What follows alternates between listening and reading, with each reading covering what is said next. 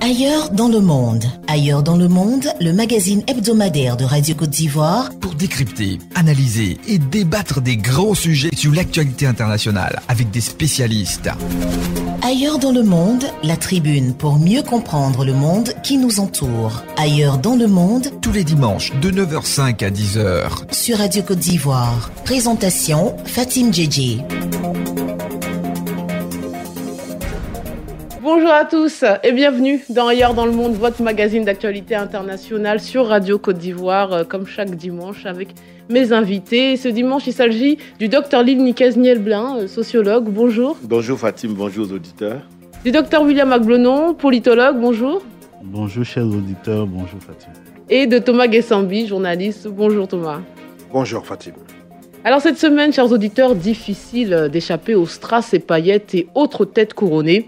Mais ni le Festival de Cannes, ni le mariage de l'année ne peuvent nous faire oublier d'autres obscures réalités. Notamment au Chili, où 34 évêques ont remis leur démission au pape François suite aux conclusions d'une enquête sur des abus sexuels commis par le clergé. Quelle est l'ampleur du scandale? Quelle est la position de l'Église? Quelles seront les conséquences? On ira au Gabon, où la Cour constitutionnelle a dissous l'Assemblée nationale en demandant la démission du gouvernement. Depuis l'élection présidentielle de 2016, le pays traverse une crise politique qui ne dit pas son nom, assiste-t-on à un coup d'État institutionnel. Mais on commence bien évidemment avec le bain de sang à Gaza.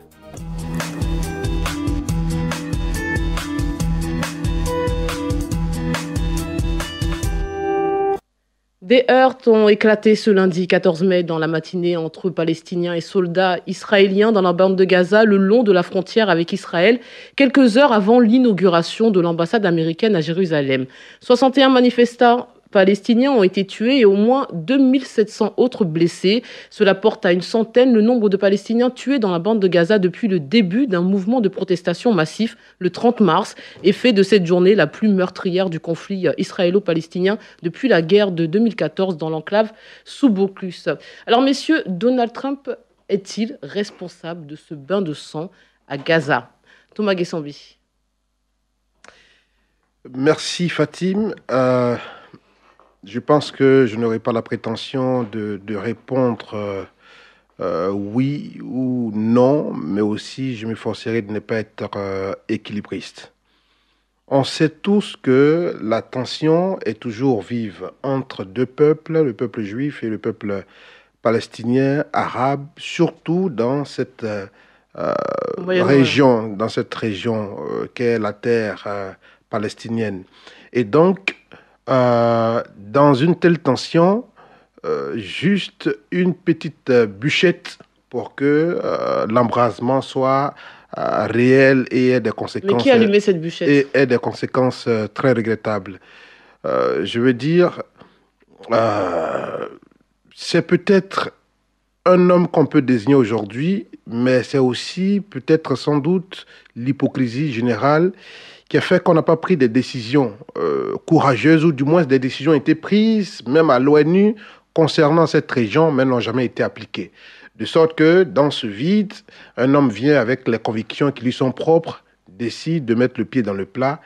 Est-ce pour une fois, pour de bon, résoudre le problème, ou bien est-ce pour ouvrir encore bien d'autres chances à ne pas trouver de chance à la résolution du conflit israélo-palestinien? Même question pour Dr Lille. Est-ce que Donald Trump est responsable de ce bain de sang? Bien, j'emboîterai le pas à mon frère Guessambi pour dire qu'une hirondelle ne fait pas le printemps. Ça fait 70 ans que ça dure, et même 2-3 semaines avant, on était à 41 morts et 700 blessés. Les mêmes causes produisent les mêmes effets.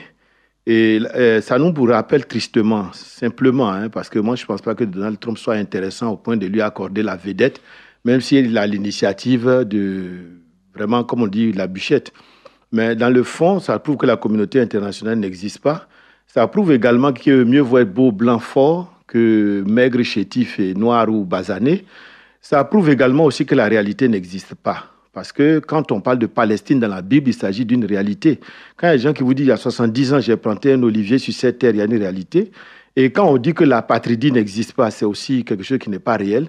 À un moment donné, même les oiseaux ont des terres. Mais quand on montre que quelqu'un peut ne pas avoir de terre et exister, et qu'on le traite soit de Gazaoui, soit de Jordanien, alors qu'on peut carrément, tout le monde est attaché à un drapeau, une terre, une nationalité, ça nous révèle cruellement que, comme disait quelqu'un, et à l'époque on trouvait ça banal, mais aujourd'hui c'est très actuel, c'est que quand l'homme descendit de l'arbre, il fut con.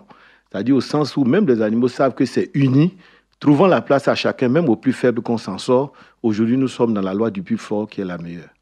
Alors, docteur Ablonon, je pose la même question, mais je le dis autrement. Moi, je demandais si Donald Trump met à feu à sang le Moyen-Orient avec cette décision qui, on l'a compris, n'est pas, voilà, c'est pas anodine, n'est pas anodine cette décision. Bon, peut-être je répondrai comme les autres, mais autrement aussi. Parce que autant demander si Donald Trump a inventé la crise israélo-palestinienne.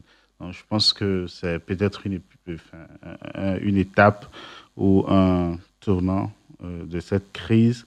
Et c'est vrai, votre question sous-entend quelque chose. Vous êtes en train de nous demander si c'est parce que on a installé ou déplacé l'ambassade des États-Unis à Jérusalem qu'on assiste à tout cela. C'est vrai que lorsqu'on recherche, si on va commencer à faire peut-être une étude des causes dans leur inscription dans le temps, on pourra dire peut-être que la cause immédiate, c'est celle-là, c'est l'ambassade des États-Unis à Jérusalem. Et là, on peut penser qu'il y a une responsabilité quand même des États-Unis, puisque c'est une décision unilatérale du président américain, même si nous en avons déjà débattu ici et que nous avions bien relevé qu'il s'agissait d'une ancienne décision du Congrès américain. Oui, Trump n'a fait que l'entériner. Qui a été finalement appliquée.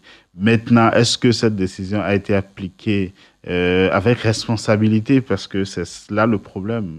Est-ce que ça valait la peine de faire autant de sacrifices ou de faire couler autant de sang quand on sait que l'ambassade à Tel Aviv ne provoquait, du moins n'empêchait rien. Il y avait un consensus, un statu quo. Oui, donc c'est vrai, mais en même temps, à un moment donné, il fallait quand même un peu de courage sur ce conflit. Il fallait passer à une autre étape du conflit. Moi, j'ose vraiment imaginer que derrière tout ça, il y a un plan américain de finir cette crise. Parce qu'à un moment donné, il faut finir cette crise.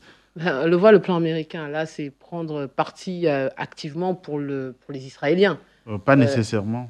Pas nécessairement. Ah bon, vous en doutez? Oui. Alors, pour l'inauguration, par contre, Trump était absent. Comment dire, il a foutu la merde, mais il n'était pas présent pour y assister. Il y avait le secrétaire d'État au Trésor américain et Ivanka Trump, fille du président, qui ont donc inauguré la plaque de la nouvelle ambassade américaine à Jérusalem. Alors, je reformule ma question. Tout à l'heure, je demandais si Trump était directement coupable de ce bain de sang. Alors, disons-le autrement. Est-ce que la réponse israélienne n'était pas juste disproportionnée face à ces manifestants? On a quand même presque 3000 blessés, on a quand même une soixantaine de morts, dont 8 enfants de moins de 16 ans. Est-ce que la réponse israélienne n'était pas disproportionnée, comme l'a souligné un des responsables, haut commissaire aux droits de l'homme de l'ONU? Bien, moi, je pense que c'est encore la même hypocrisie, parce que si on met les statistiques macabres de l'Europe en quelques secondes, n'effacent quand même pas 70 ans de sang. C'est-à-dire, voilà, c'est là où on dit que les victimes qui deviennent des bourreaux, les gens qui n'apprennent jamais de leur propre histoire. Voilà des gens qui étaient en diaspora, qui ont été discriminés sur toute la terre, et on a estimé que parce qu'ils n'avaient pas une terre propre, qu'ils avaient ces soucis-là. Et voilà aussi, dès qu'ils s'asseyent, qu'ils nient la terre aux autres. Je pense que c'est une grande leçon quand même de l'histoire. C'est pour ça que les statistiques, et voilà des gens qui ont contenu, entre guillemets, des gens pendant 70 ans, et quand ça les prend, ils peuvent en tuer 30, 40, 50. Et ils se sentent éternellement menacés. C'est-à-dire qu'à l'implantation... Mais ils le sont. Oui, mais naturellement, quand vous venez vous implanter là où sont les autres, vous ne pouvez être que menacés. Moi, je me dis, mais moi, je pense que nous, les Africains de l'Ouest, on doit être les plus modérés dans nos analyses sur cette affaire-là, cette crise palestinienne. Parce qu'à un moment donné, il était question de les installer chez nous. Alors, je n'imagine pas. Peut-être que nous, on se serait couché comme d'habitude, comme on est toujours à plat ventre. Sinon, ces problèmes-là seraient les nôtres. Parce que les questions de terre sont des questions vitales, sont des questions identitaires, donc qui sont celles qui clivent et qui cristallisent le plus les conflits. Donc, à un moment donné, lui qui vient, mais c'est normal que si vous venez me trouver chez moi, que vous vous sentiez menacé. Parce que si c'est moi qui vous accueille, c'est moi qui vous offre l'hospitalité, c'est moi qui vous montre naturellement votre place. Mais si vous venez me trouver chez moi pour me montrer ma place, mais naturellement, vous serez éternellement menacé. Je pense que qu'on ne demande pas aux Palestiniens d'être plus idiots que les autres. Revenons sur justement on va dire la réponse israélienne. Était-elle disproportionnée, Thomas Guessambi? Oui, mais avant, je voulais juste souligner, vous avez dit tout à l'heure, Trump, vous l'avez peut-être dit à demi-mot, a fichu, je n'ose pas dire. Le bordel. Mais en vérité, ce n'est pas Trump. Peut-être que c'est la face visible de toute une équipe de réalisation. On a même dit que les démocrates, qui d'ordinaire étaient farouchement opposés à la politique de Donald Trump, ont même apprécié pour la première fois cette décision. Et il fallait quand même voir les choses venir. Quand, depuis son élection, le Premier ministre israélien dit « on a un ami qui est élu », ensuite, il reconnaît que Jérusalem est la capitale éternelle d'Israël, donc c'était la suite logique des choses, et ne croyez pas qu'il n'est pas soutenu. Et c'est pour ça que la Palestine devrait beaucoup plus compter sur elle-même que tous les autres pays qu'on pourrait citer dans la fameuse communauté internationale. Mais maintenant, revenons naturellement à votre question. En vérité, l'histoire d'Israël telle que racontée ou telle que nous l'avons connue dans la Bible ou dans les livres d'histoire, c'est un peuple qui a toujours progressé. Depuis le patriarche Abraham, en passant par Isaac, en passant par Jacob, ils vont aller en Égypte. Après, en Égypte, leur Dieu va leur parler pour leur dire « sortez d'Égypte, allez-y ». Et quand on se réfère aux Saintes Écritures, ces Écritures contenues plus dans la Bible que je connais disent « je chasserai des peuples devant toi ». Est-ce que c'est cette culture-là qui habite encore ce peuple pour penser que là où nous avançons, là où notre Dieu, et là où Dieu parle, c'est difficilement qu'on peut contester celui qui dit « Dieu m'a dit ». Donc ça, c'est un aspect. Deuxième aspect de votre question. L'État islamique aussi, ils vous disent que c'est au nom de Dieu qu'ils agissent. Donc bon, voilà. Voilà. Et eux, ils sont traités de terroristes, et puis les autres n'en sont pas. Maintenant, Israël dit que ces règles étaient claires dans la frontière qu'elle a tracée entre Gaza et son territoire. De part et d'autre, il ne faut pas s'approcher à 300 mètres de la barrière qui a été dressée. Que ce soit les Israéliens, selon ce que j'ai lu, tout comme ce soit les Palestiniens. C'est-à-dire qu'ils ont prévenu. Tous ceux qui entrent dans ce périmètre de moins de 300 mètres devaient être abattus, que ce soit du côté palestinien comme du côté israélien. Donc pour eux, ils n'ont rien fait d'autre que respecter cette mesure de sécurité qui avait été arrêtée. Donc pour eux, s'il y en avait encore et encore, les militaires israéliens allaient tirer encore et encore parce que c'est une règle sécuritaire qui avait été arrêtée. Et pire, si j'ose dire, on nous dit que 50 des 62 tués étaient membres du Hamas. Et le reste, c'était les gens normaux. Est-ce que ça change quelque chose? Est-ce que ça change quelque chose, docteur Ablenon, que ces manifestants soient des activistes du Hamas ou pas? Je vais répondre à votre première question. La notion de disproportion ou de proportionnalité dans ce genre de contexte est très difficile à appliquer parce que quelle est la proportion lorsqu'un peuple se sent menacé, lorsqu'un État sent que ses frontières sont menacées? On parle de manifestants, on ne parle pas de blindés, de chars blindés autour des frontières. Oui, très bien, mais ça, on est habitué. En fait, à vrai dire, dans cette affaire, je crois que il y a trois logiques qui s'affrontent. Et, enfin, peut-être pas trois logiques, mais il y a trois grands acteurs. Et les populations sont manipulées. Le premier acteur, ne sous-estimons pas du tout sa capacité de nuisance ou alors ne lui prêtons aucune bonne foi, c'est le Hamas, qui est un véritable groupe qui se sert de la population, les met comme bouclier. Et puis, en sachant qu'Israël va réagir. Et une fois qu'Israël réagit, il y a des morts, on dit voilà, regardez l'armée Israël, regardez Israël. Mais derrière tout ça, c'est le Hamas qui manipule ces gens-là. Parce que, à quoi ça sert d'envoyer des gens manifester dans des zones où vous savez que l'intransigeance de l'armée israélienne est totale. Et surtout, les événements de ces derniers mois sont là. Aujourd'hui, les gens n'ont pas besoin d'être armés officiellement pour agresser ou tuer un policier. Donc, l'armée israélienne est sur le qui-vive. Donc, à un moment donné, quand vous envoyez des gens, les autres ne peuvent jamais savoir parce qu'en réalité, ce qu'on dit, après, on peut pleurer parce qu'il y a des morts. On peut tous prendre le parti du plus faible. Mais il faut reconnaître que si ce n'est pas les Israéliens qui tuent, c'est les Israéliens qui seraient tués. Dans tous les cas, il y aurait eu mort d'un côté ou de l'autre. Donc, ceux que vous appelez manifestants non armés, en réalité, ce ne sont pas des manifestants non armés, c'est des activistes, c'est des terroristes qui ont été préparés, formés pour tuer. Donc, à un moment donné, il faut qu'on arrête de se voiler la face. Ok, oui, docteur. Non, ce que je voulais ajouter, c'est que la réalité aussi, c'est qu'il y a un peuple qui est indigné et qui ne se reconnaît pas forcément dans le Hamas, qui a pris le pouvoir peut-être il y a une dizaine d'années et qui a une manière à lui de lutter contre l'occupation israélienne. Non, j'en arrive, en utilisant des roquettes, en utilisant... Donc, très souvent... Ce à quoi on assiste, c'est la récupération de la manifestation de la dignité bafouée du peuple. Donc, dans cette manifestation, et c'est là qu'Israël veut faire, à la limite, est-ce que c'est de la mauvaise foi, est-ce que c'est de la bonne foi? Mais très souvent, la manifestation peut être réelle par des Palestiniens non armés et très vite être récupérée. Non, mais moi, j'ai l'impression que la mauvaise foi, elle vient de votre part, là, parce qu'on parle d'un État qui défaillant, inexistant. Vous voulez qu'il soit représenté par qui? Comment? On a eu Arafat pendant longtemps. Vous ne pouvez pas demander à un État qui n'a aucune légitimité, ni constitutionnalité, aucune existence territoriale, eh bien, d'avoir un parti, on va dire, oui, un parti comme on le voit dans d'autres États. Là, c'est normal qu'on se retrouve face à ce type de groupuscules. C'est quand même un État qui est senti agresser un État inexistant, n'oublions pas. Donc, comment voulez-vous que le... Si vous voulez, on peut parler du peuple.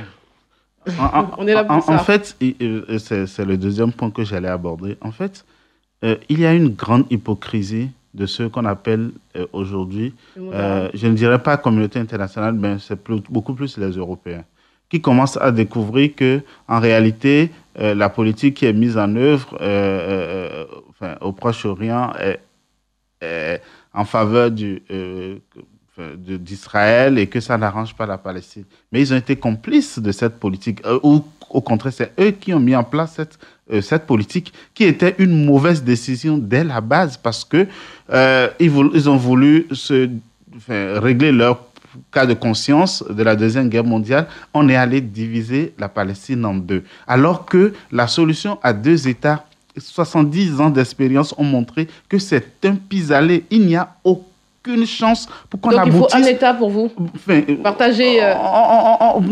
On aurait pu, je pense que dès le départ, on aurait pu imaginer la solution à un seul État avec une cohabitation des deux peuples.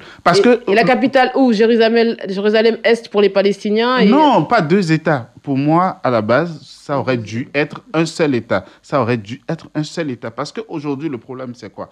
Israël a tout fait pour enrayer du champ de la possibilité, la solution à deux États. Ce qui se passe aujourd'hui, nul ne voit venir un État palestinien. Donc, on va vers un État. Et ce sera désormais plus dramatique parce que ce ne sera plus un État, mais ce sera une situation d'apartheid.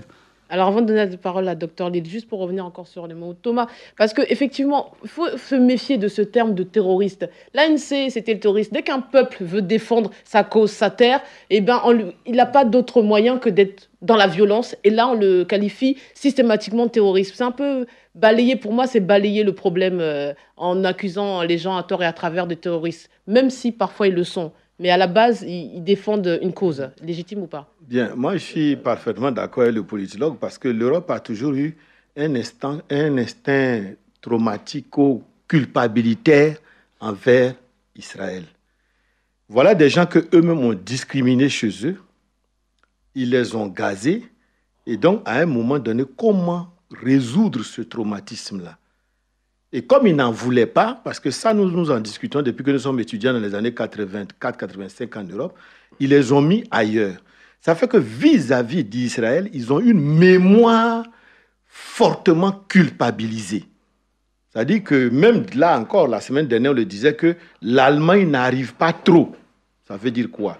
Ça veut dire que comme l'Allemagne a été identifiée toujours comme un pays ou un peuple nazi, et donc qui a eu la plus grande part de gazage des Juifs, alors que toute l'Europe l'a pratiqué, on le sait très bien, il y a les collabos, il y en a eu dans tous les pays européens.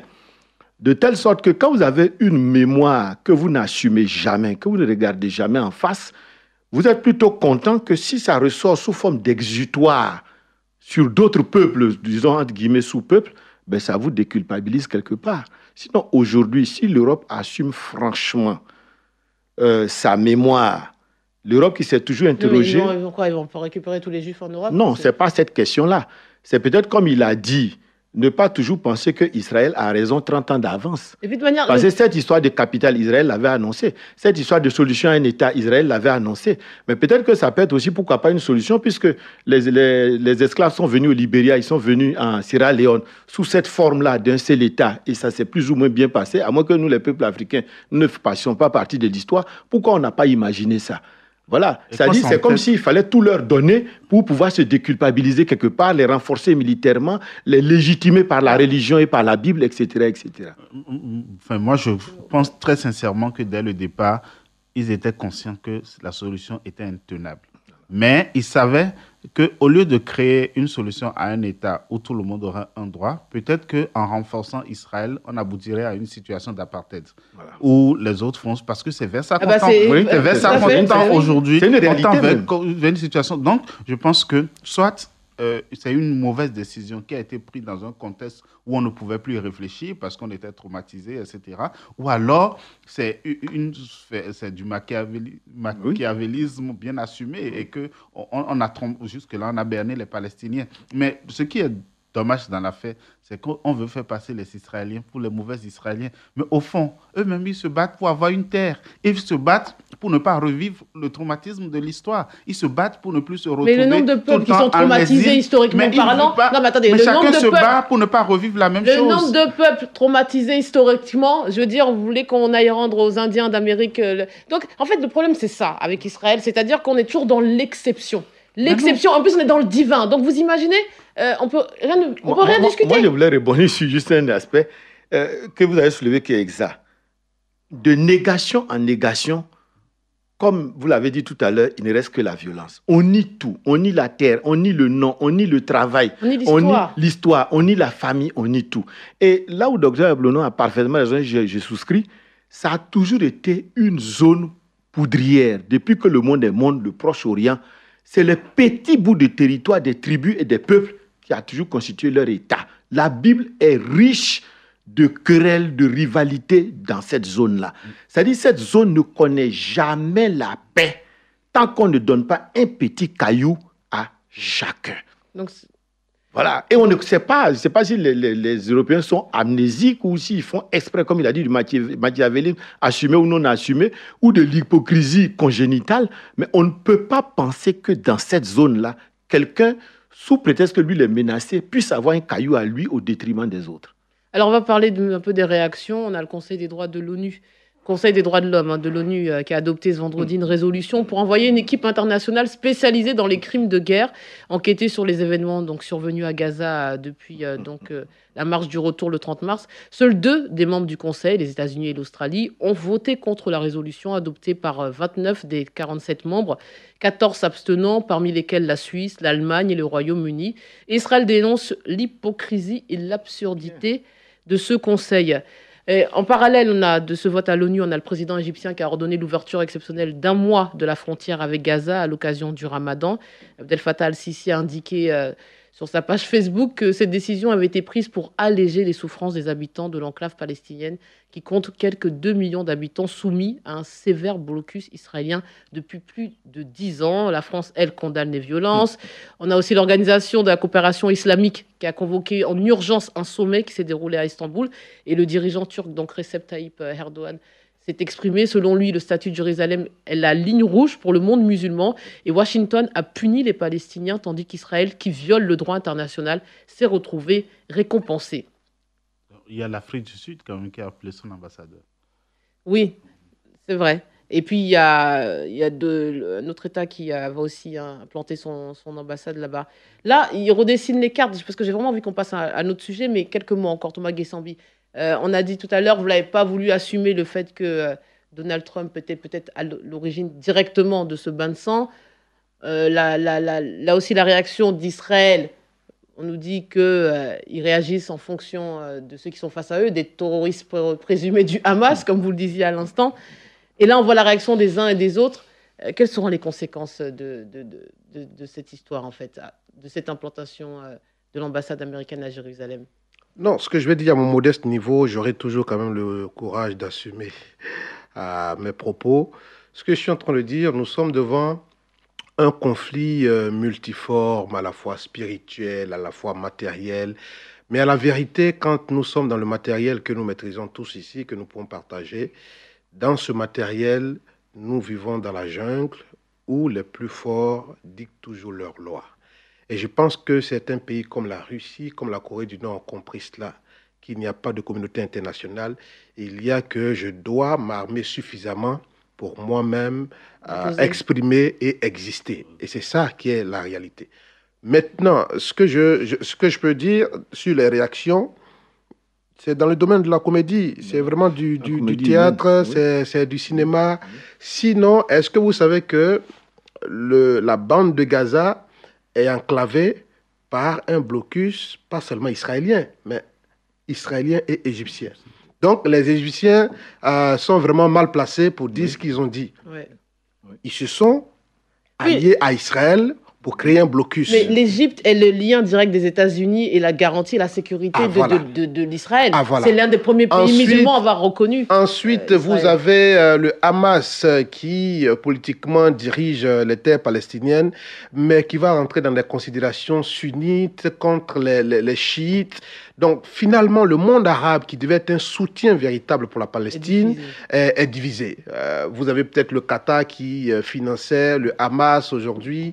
Le financement n'arrive plus parce que le Qatar même veut se donner un autre visage. Je pense qu'il faut, à l'évidence, un peu comme à la reddition, que les deux peuples s'asseyent sans compter sur une quelconque communauté internationale pour dire... Vous pensez que la communauté ne fait que amplifier... ajouter des problèmes. Et comme Donald Trump est convaincu qu'elle ne réglera jamais rien, comme Israël est convaincu qu'elle ne réglera jamais rien, Israël saisit toujours toutes les opportunités pour avancer, tout comme les Américains. Oui, les colonies continuent de s'accroître. En fait, ce qui est intéressant dans la réaction de la communauté internationale, c'est d'observer que c'est la même chose. Chaque fois, il se passe quelque chose, on prend des résolutions. Ouais. Enfin, le seul endroit où certains peuvent agir un peu, c'est l'Afrique. Mais quand c'est ailleurs, on prend des résolutions et puis après, il n'y a rien, il ne se passe rien et il ne se passera rien. Mais alors, comment expliquer qu'Israël jouit de cette impunité? Non, ce n'est pas... En fait, arrêtez de poser le problème en termes d'Israël jouit de cette impunité. Le vrai problème, très sincèrement, le vrai problème, c'est qu'il y a eu une mauvaise gestion dès le départ. Parce qu'on parle de quoi? On parle des Palestiniens, on parle des Juifs. Mais... on oublie aussi qu'il y a des chrétiens sur ces territoires-là. Et que, en fait, c'est trois grands peuples qui étaient là. Et aujourd'hui, qui défend le cas des chrétiens? Personne. Ouais. Personne ne pense à eux. Non, personne. L'Europe s'est exprimée quand même plusieurs fois. Oui, quand on découpe la tête quand on en décapite quelques dizaines, l'Europe s'exprime, c'est tout. Sinon, donc, en fait, c'est un problème qui est mal posé dès le départ. Et pour moi, j'espère que c'est peut-être vers ça que les États-Unis vont, c'est de dire... on a fait 70 ans d'erreur, maintenant rabattons les cartes, revoyons la situation. Parce que ça ne peut pas continuer comme ça. Jusqu'à quand va-t-on continuer à massacrer des Palestiniens? Jusqu'à quand va-t-on laisser des gens poignarder des Israéliens? Jusqu'à quand va-t-on décapiter des chrétiens? Ça ne peut pas continuer comme ça. Donc, le problème, ce n'est pas de chercher nécessairement à identifier le mal d'un côté et le bon de l'autre, parce que quand on est en situation de victime, c'est vrai qu'on passe toujours pour être le plus à plaindre, etc. Mais dans cette affaire, tous sont à plaindre.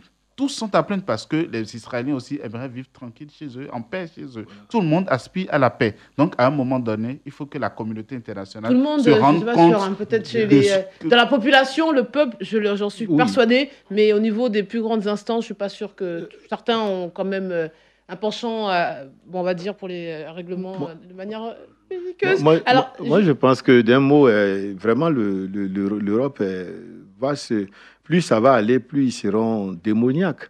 Parce que voilà des gens, chaque fois pour eux, la paix s'impose par la guerre. Donc Machiavel vraiment demeure leur Dieu. Parce que c'est ce que vous disiez tous tout à l'heure, tout le monde aspire à la paix. Manger, dormir, éduquer ses enfants, vaquer à ses occupations, trouver du travail. Et voilà un pays, voilà une zone de la Terre qui, depuis 70 ans, personne ne dort tranquillement. Parce que les gens ont l'impression qu'ils vont aller créer l'impossible ou je ne sais pas quoi.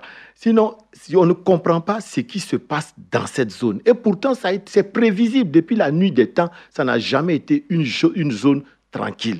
Et vous avez raison, les alliances se font et se défont au gré des circonstances. Et quand on regarde, c'est toujours vos soi-disant, parce que De Gaulle appelait l'ONU machin, et vraiment votre communauté là va devenir aussi un machin. Et c'est toujours eux qui sont derrière ces choses-là. À coup de pétrole, à coup de gasoil, à coup d'armes et ceci, cela. Donc on ne sait jamais pourquoi l'Occident, et ça nous on le disait depuis nos premiers cours d'anthropologie, n'arrive jamais à rester tranquille chez eux. Ils vont sortir sous forme de prêtres pour dire qu'ils vont évangéliser les gens, ils vont sortir sous forme de civilisateurs, ils n'arrivent jamais. Voilà un peuple toujours en train de se fuir pour retrouver son nombre devant et qui ne va pas assumer. Vraiment, il faut qu'un jour l'Europe s'asseye, fasse son introspection. Pourquoi ils n'arrivent pas à rester chez eux, trouver le bonheur et essayer d'apporter ce bonheur aux autres peuples. Et surtout, peut-être un dernier mot, je pense qu'il y a une grande proximité entre ces peuples.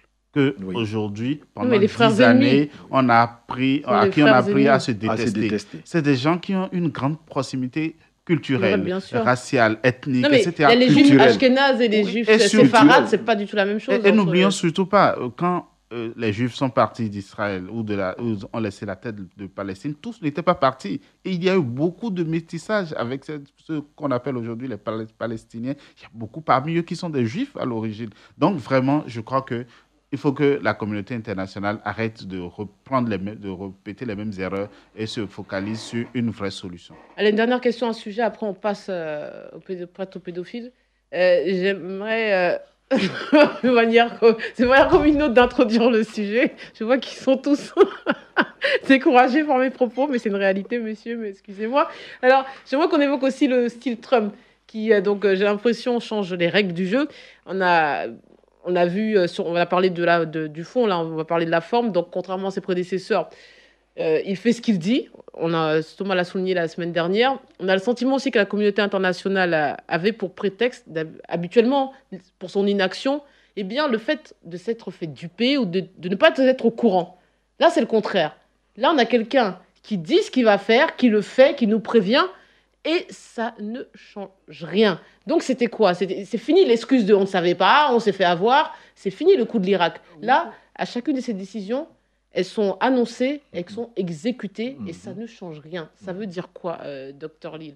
Que les Américains n'ont plus besoin de l'assentiment du monde ? Mais voilà. Maintenant, ils y vont clairement, ils affichent leurs lignes. Ils n'ont plus besoin de nous inventer des mascarades. Mais ça ne date pas de l'époque. Non, mais dans ces dernières années, on avait eu l'habitude à ce qu'on nous sorte un mythe, qu'il y ait une construction idéologique pour convaincre l'opinion publique, comme le coup de l'Irak. Ils nous avaient dupés. Donc, on avait le prétexte, écoutez, on ne le savait pas, donc on s'est tous fait avoir. Maintenant, on ne se fait pas avoir. Non, peut-être qu'ils nous ont dupés sur les armes chimiques qu'on n'a pas trouvées. Mais sinon, les Américains sont toujours restés... des prétextes, mais là, ils sont toujours restés dans leur logique. C'est votre Barack Obama qui voulait recréer le monde, qui était hésitant sur la question syrienne.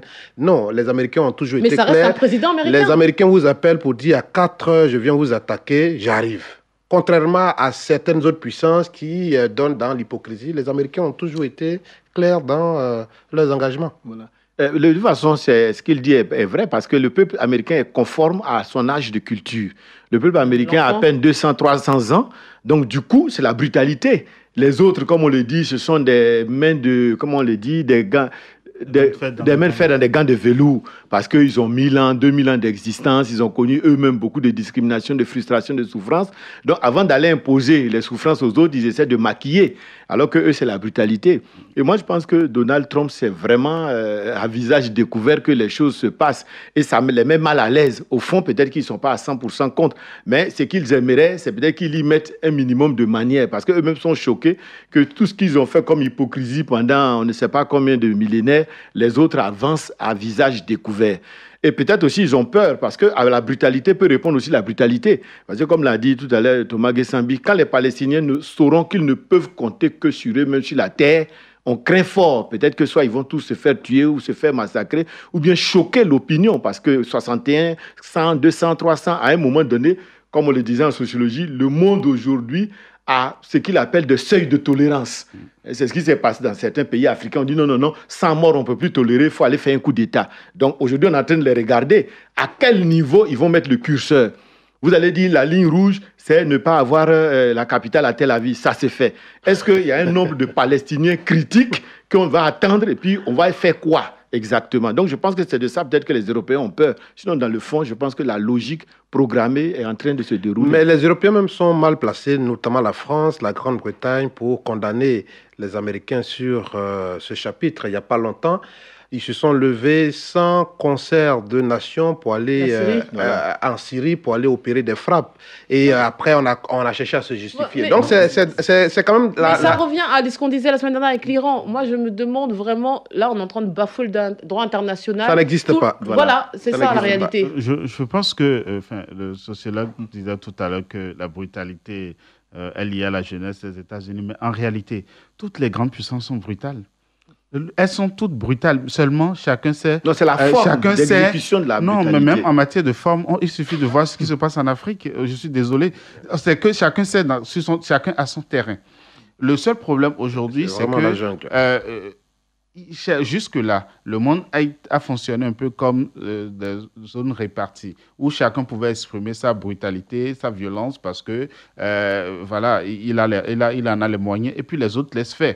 Aujourd'hui, tout ce qui a changé, c'est que les Américains découvrent que les Européens peuvent les critiquer là où ils ont toujours adopté la même politique, parce qu'en réalité, rien n'a changé. Rien n'a changé. Sur les questions israélo-palestiniennes, les Américains ont toujours eu le lead, ils ont toujours fait ce qu'ils ont voulu et tout le monde a laissé faire.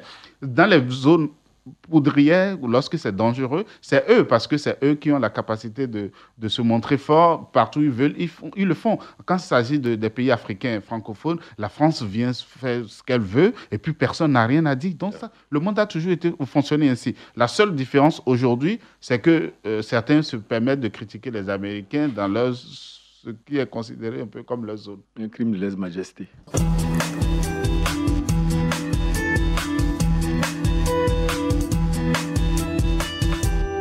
Les évêques de l'Église chilienne ont remis collectivement leur démission le 17 mai, mettant fin à des mois d'aveuglement de la part du pape François concernant les abus sexuels commis par des religieux. Alors, pour bien comprendre, il faut revenir un peu en arrière. En 2010, plusieurs victimes d'un prêtre d'un quartier riche de Santiago dénoncent publiquement les agressions sexuelles commises par cet homme. L'affaire fait scandale car l'Église est encore une institution très respectée à l'époque au Chili. Et surtout parce que les victimes affirment avoir d'abord informé l'Église sans qu'aucune sanction ne soit prise. Et selon elle, la haute hiérarchie catholique a même couvert ce prêtre, Fernando Caradima, au lieu de prendre des mesures pour éviter que ces violences sexuelles ne se reproduisent. Monsieur, on assiste quand même à un revirement de situation spectaculaire. On a passé plusieurs années, on parle de faits qui remontent à 2010. Alors après, on va aussi parler de la situation au Chili, c'est particulier. Il y a vraiment beaucoup de scandales sexuels, c'est peut-être pour ça aussi qu'il y a une prise de conscience qu'on n'a pas partout ailleurs. Comment vous expliquez déjà changement d'attitude? On va revenir sur les évêques qui proposent leur démission, ce qui est un fait exceptionnel. On n'a jamais vu ça, je crois, depuis 2 siècles dans l'Église. Comment vous expliquez ce revirement de situation? C'est l'opération du Saint-Esprit? Thomas Gessambi? Pourquoi le pape François, qui a d'abord nié, qui s'est tu, eh bien là, semble d'un côté prendre conscience de la gravité de ces faits? Oui, mais vous savez que le Vatican, l'Église catholique, c'est à la fois la politique, c'est à la fois aussi la foi. Et dans la dynamique politique, où c'est un État, c'est une institution qu'il faut protéger. Le pape est quand même le premier garant d'une telle institution et ce ne serait peut-être pas à lui de livrer à la vindicte des collaborateurs. Mais je pense que beaucoup plus tard, il a présenté ses excuses si ses propos ont heurté ceux qui ont été indignés par la situation. Ce que je dois dire, c'est que le constat est réel et il est triste de voir des guides spirituels, de voir des bergers, ceux qui devraient éclairer ou conduire les hommes vers Dieu, puissent profiter de leur statut. Voilà, dévier de cette façon, alors que la chose est beaucoup plus simple et docteur Ablonon, qui est ici, ne me contredira peut-être pas. L'apôtre Paul, qui a vraiment marqué l'après-Jésus en termes d'église, a été clair. Il dit, lui, par exemple, Paul, il n'a pas été marié. Celui qui ne se marie pas le ferait bien pour des raisons qu'il a évoquées. Mais en même temps, il ne condamnait pas aussi le mariage. Donc, de ce point de vue... Vous voulez dire quoi? J'arrive dans mon développement. Moi, j'ai eu des professeurs à l'université qui, au départ, étaient engagés comme prêtres, mais qui, après, à un moment donné, ont dû déposer la soutane, pas après avoir commis un abus sexuel, mais ils ont mûri la chose eux-mêmes et ils ont dit à un moment, je pense que je vais retourner à la vie civile. Je ne sais pas si de tels débats se mènent dans l'institution catholique, mais il faut d'abord savoir que le prêtre est un homme qui peut avoir... Déjà, pour qu'on comprenne bien, y a-t-il vœu de chasteté, ce qui concerne les prêtres? Oui. Donc là, c'est de ça dont vous parlez. Vous pensez, et beaucoup se disent ça, est-ce qu'il y a un lien, on va voir ça avec Dr Lille, est-ce qu'il y a un lien de cause à effet entre le fait, ce vœu de chasteté et ces abus sexuels sur des enfants? Bien entendu, il y a quelque chose peut-être de contenu. Une frustration, vous pensez? Non, il y a quelque chose qu'on contient, mais qu'on n'arrive pas à contenir. Donc, dans une telle situation, si on ne peut plus, comme l'a dit le sage, quand on n'a plus le souffle, il faut arrêter la course. Donc, si je ne peux plus continuer dans la chasteté, autant prendre dignement la décision de demeurer toujours religieux, mais d'aller me marier plutôt que salir, comme le disait un serviteur de Dieu, il dit c'est pécher contre Dieu lui-même et contre le peuple. Voilà. Après, je vais demander à Dr Ablonon, justement, cette question dans l'Église, comment elle avance, le mariage des prêtres ou pas. Puisque, effectivement, chez les protestants, c'est totalement admis. Les pasteurs sont en couple, concubinage et autres. Non, pas de concubinage. Marié, pardon. Oui, voilà. C'est vrai que ça, c'est blasphème. C'est un blasphème, peut-être. Docteur Lille, alors comment est-ce que vous faites... Encore que si on prospecte bien la réalité, je pense que Fatim aura raison. Oui. Docteur Lille, est-ce que vous faites ce lien de causalité que Thomas fait? Non, nous posons la question de... Sociologiquement, nous, on dit toujours la séparation des sphères entre le sacré et le profane. Et tout ce qui est schéma de sacralité en appelle à la vocation, à un appel. Et on dit quand on est appelé à servir Dieu, on rentre dans une sphère divine. Et Dieu, par nos prières, par nos comportements, en tant qu'il nous a appelés, nous aide à être suffisamment forts pour nous consacrer à lui. Ça, ce sont les premières bases de transcendance. Ensuite, nous nous rendons compte d'une chose précise aussi, c'est que jusqu'au Moyen-Âge, les prêtres se mariaient. Ça, c'est clair, historiquement, c'est tracé. Et c'est parce qu'après, ça donnait des luttes fratricides dans le partage de l'héritage du patrimoine de l'Église que les gens sont venus à une situation où non seulement la polygamie a été proscrite dans l'Église, mais ensuite on a interdit... Non, dans les pratiques, dans les pratiques, je veux dire. Sinon, le vœu de chasteté, lui, il est déjà... Voilà, mais après, pour servir l'Église et autres, on a assisté à des pratiques aussi. Il ne faut pas croire que ça sort du néant. Bien. La pédophilie dont vous parlez a toujours existé dans l'Église. Mais l'Église a bénéficié de ce qu'ils appellent le mystère, la loi de l'omerta, puisque toutes les choses de l'Église sont cachées. La gestion de l'Église est cachée. Le premier audit au Vatican date de 2013-2012 parce qu'il devait aller emprunter de l'argent. Et le pape lui-même, quand il s'est assis dans la gouvernance, il a découvert des choses que lui-même a dit, nous sommes des êtres humains, nous ne sommes pas des dieux, parce que les autres qui étaient réduits quasiment à l'état d'esclavage, il a dit, quand on est au service de Dieu, on doit être humble, on doit être ceci, on doit être cela. De telle sorte que la situation même de demi-dieu qui existait, qui faisait que ça se passait dans le silence, la sexualité même de l'Église qui existait, qui a toujours existé, et donc qui était passée dans le silence, peut-être fait qu'aujourd'hui, malheureusement, à l'aune ou à la lueur ou à la lumière de la banalisation d'une abomination, surtout selon l'Église qui est l'homosexualité, il faut le dire, il faut appeler les choses un chat, est devenu, on dit, bon, vous-même qui faites la loi, est-ce que vous-même vous n'êtes pas concernés? Et donc aujourd'hui, si l'Église est épinglée, la presse, donc qui eux aussi font beaucoup dans l'homosexualité, vont essayer de publier ces choses-là pour montrer que l'Église qui semble donner des leçons depuis la nuit des temps est elle-même concernée. Docteur Lina, la presse. Bon, alors moi, par contre, je tiens à distinguer. La presse est concernée par l'homosexualité. Nous dit. Je tiens à distinguer la pédophilie de l'homosexualité parce que l'on parle d'enfants. Parce que l'un tend vers l'autre, la banalisation. Je ne sais pas, parce de l'un. qu'écoutez, certains, tout ça, même temps vers la zoophilie, on n'a pas encore de preuves. Donc, écoutez, contentons-nous de.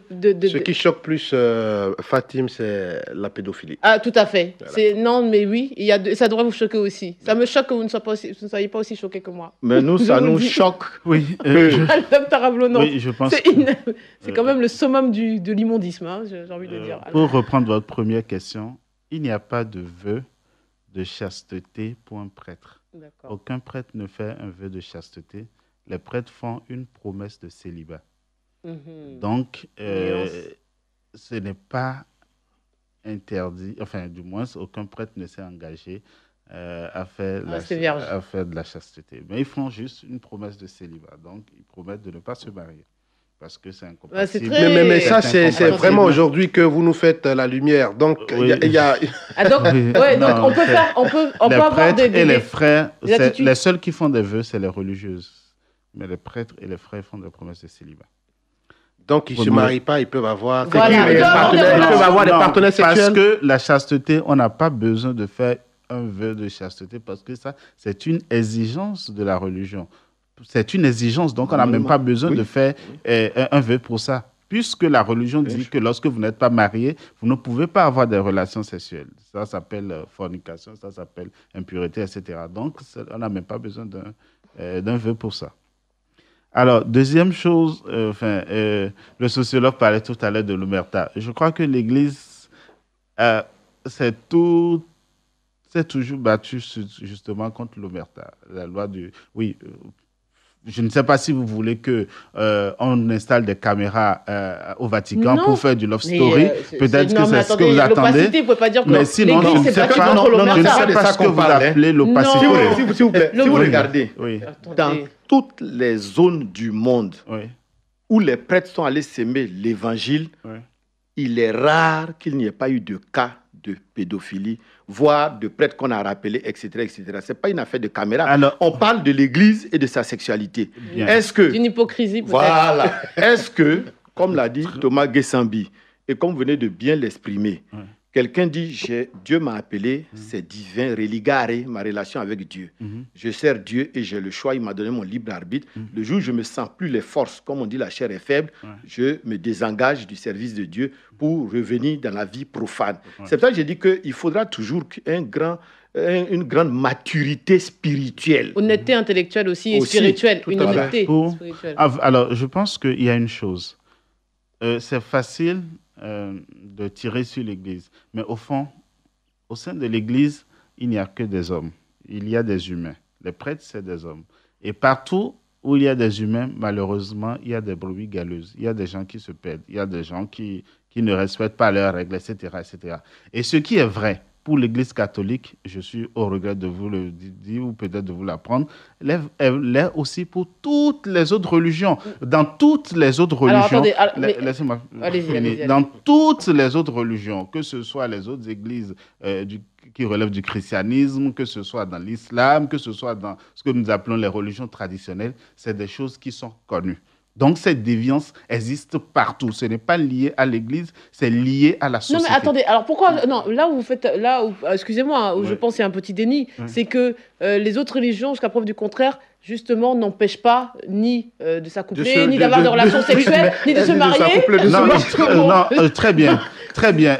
En fait, il y a une chose, ce n'est pas pour nier ou alors pour défendre la pédophilie, loin de là. Mais c'est une réalité que partout, dans toutes les autres églises, même là où les pasteurs se marient, même là où les responsables se marient, il y a des déviances sexuelles. Alors, on va aller plus loin. Maintenant, non, mais attendez, je vais vous donner un autre exemple. On sait bien que tous les pédophiles, ils vont tout faire pour travailler autour des enfants. Ça veut donc, le corps enseignant doit censé être quand même là où il y a les plus grandes recrues de pédophiles. Ils vont pas aller en gérontologie, ces gens-là. Ils vont aller là où il y a des gosses. Et bien malgré ça, les chiffres nous montrent que les cas sont toujours plus importants dans les églises de pédophilie et non dans ces postes. Je ne sais pas et en plus, je pense que là où l'Église doit sincèrement se poser des questions, vous dites ils luttent contre l'omerta, mais toujours c'est le clergé, le sommet qui fait bloc pour dire que les cas ne sont pas avérés. Même le frère du prêtre de l'ancien pape qui a démissionné a été épinglé en Allemagne.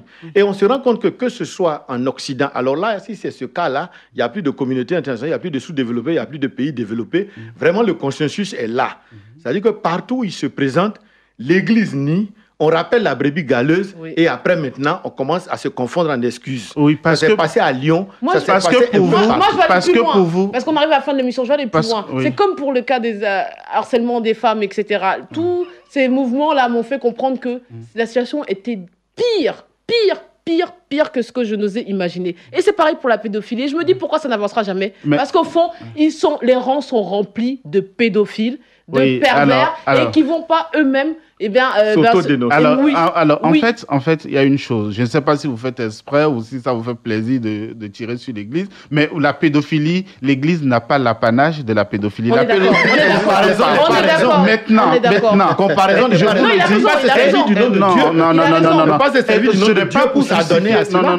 c'est pas pour justifier ce qui se fait. Et vous savez combien de prêtres il y a au monde. Ce n'est pas parce qu'il y a quelques cas qui sont déjà énormes, je comprends, je suis d'accord avec vous, qu'il faut tirer sur l'Église pour penser que l'Église est un ramassis de pédophiles. Mais pourquoi l'Église ne fait pas son travail? Il y a des journalistes pédophiles, il y a des hommes politiques pédophiles, il y a des censeurs pédophiles. Des chefs d'État pédophiles sont pas là. Non, Fatim, il faudra sans doute une émission pour que le docteur Blono, moi, arrive à m'expliquer le vœu de célibat. Ça veut dire quoi? Parce que les gens sont mariés, ils sont pédophiles.